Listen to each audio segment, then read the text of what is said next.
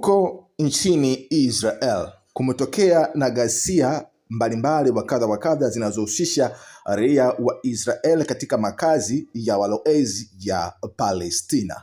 Mashambulizi ya walowezi kwenye maeneo ya usalama ya Israel yamevuka mstari mwekundu. Smotrich aliweza kuzungumza hapo awali. Anasema, tuliripoti madai ya jeshi la Israel kwamba raia kadhaa wa Israel wameweza kuhusika katika kuchoma matukio moto na kuharibu baadhi ya maeneo ya kiusalama ya Israel yanayotumika kwa ajili ya uchunguzi katika maeneo ya Ramallah ya ukingo wa Magharibi unaokaliwa kwa mabavu na Israel.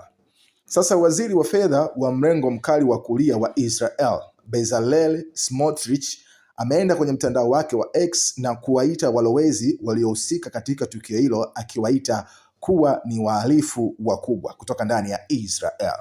Vurugu dhidi ya askari wapendwa wa jeshi la Israel na polisi wa Israel na uharibifu wa mali ni marufuku na kuvuka mstari mwekundu kwa vurugu na ghasia zinazoendelea nchini Israel.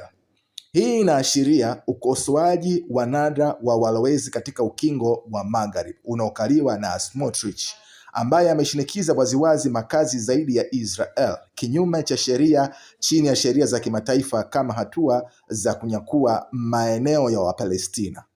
Ghasia za walowezi wa Israel dhidi ya Palestina mara nyingi chini ya ulinzi wa jeshi la Israel zimekuwa zikiongezeka kadri siku hadi siku, na maeneo mengi wa kadha yamehusika katika kuchoma moto na walowezi wa Kiisrael katika maeneo hayo yanayokaliwa kwa mabavu na Israel na katika maeneo ya ukingo wa Magharibi tangu vita vya Gaza kuanzia Oktoba 2023.